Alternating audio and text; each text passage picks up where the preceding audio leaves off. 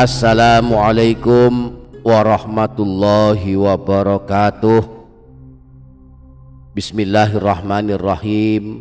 Alhamdulillahi rabbil alamin. Allahumma sholli ala sayyidina Muhammad wa ala ali sayyidina Muhammad. Rabbana zidna ilma warzuqna fahma.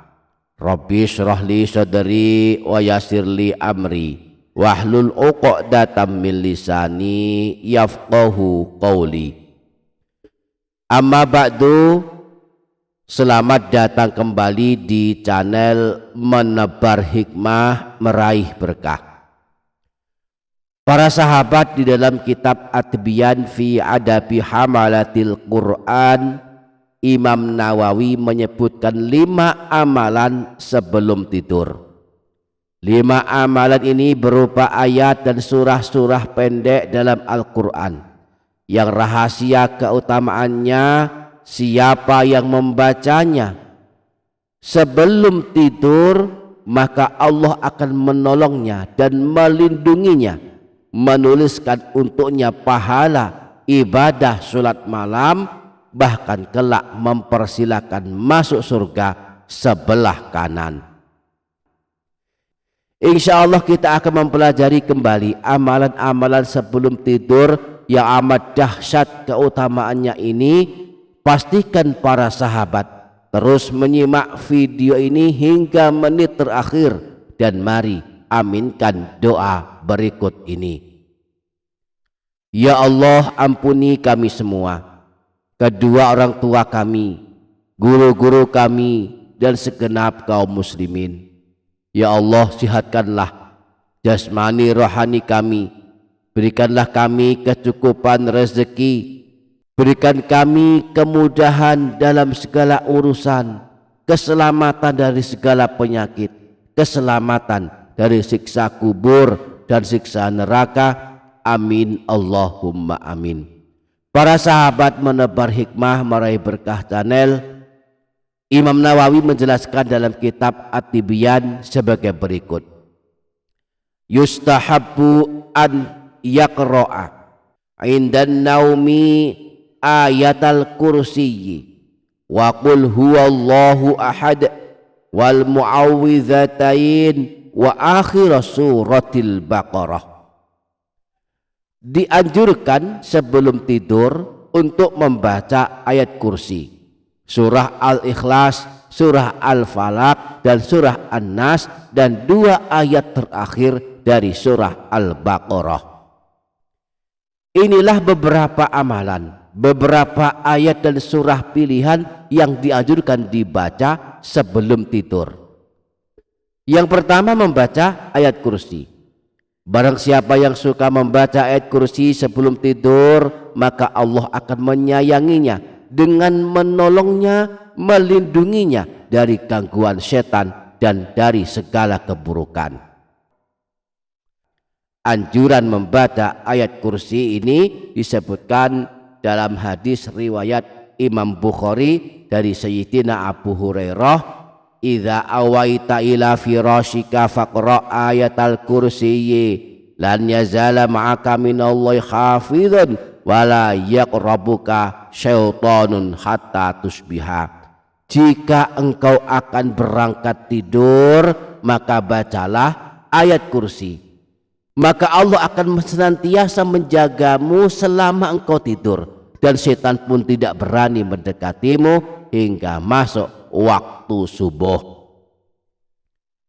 Yang kedua, membaca surah Al-Ikhlas, surah Al-Falaq, dan surah An-Nas. Ini adalah teladan dari Rasulullah Shallallahu Alaihi Wasallam. Disebutkan dalam hadis riwayat Imam Bukhari bersumber dari Sayyidatina Aisyah bahwa Rasulullah sebelum tidur mengumpulkan kedua telapak tangan beliau, lalu beliau meniupnya, kemudian membacakan 3 surah pendek, yaitu surah Al-Ikhlas, surah Al-Falaq, dan surah An-Nas. Kemudian beliau mengusapkan ke seluruh tubuh beliau yang terjangkau oleh tangan beliau. Di samping itu juga dianjurkan membaca surah Al-Ikhlas sebanyak 100 kali sebelum tidur. Diriwayatkan oleh Imam Tirmidzi sebuah hadis yang berasal dari Sayyidina Anas bin Malik bahwa Rasulullah pernah bersabda, siapa saja yang akan tidur di pembaringannya lalu mengambil posisi miring ke sebelah kanan, kemudian dia membaca surah Al-Ikhlas sebanyak 100 kali, maka kelak di hari kiamat Allah akan memanggilnya, wahai hambaku, masuklah ke dalam surga dari sisi kananmu. Yang ketiga, membaca 2 ayat terakhir surah Al-Baqarah.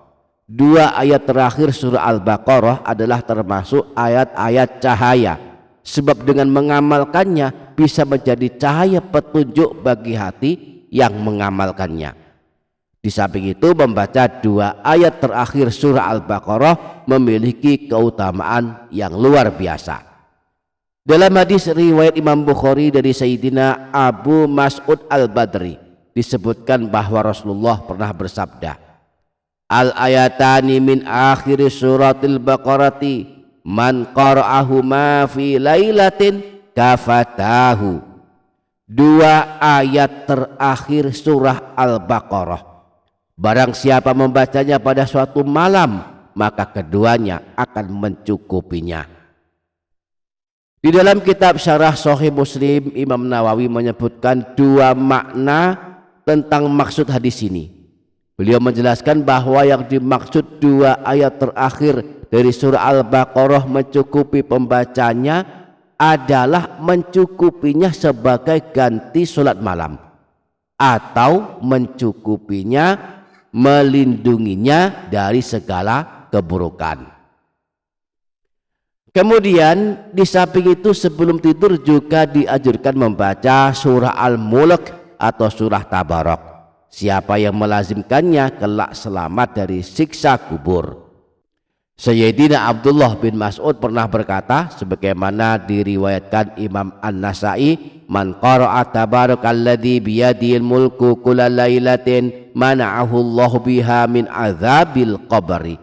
Barang siapa yang membaca surah Tabarak atau surah Mulk setiap malam, maka Allah akan menyelamatkannya dari siksa di alam kubur. Demikianlah beberapa amalan yang dianjurkan dibaca dan diamalkan sebelum tidur. Semoga kita dapat mengamalkannya. Amin Allahumma amin. Demikian para sahabat, insyaallah barokah, insyaallah bermanfaat dunia akhirat. Kurang lebihnya mohon maaf. Sampai jumpa di video berikutnya. Wassalamualaikum warahmatullahi wabarakatuh.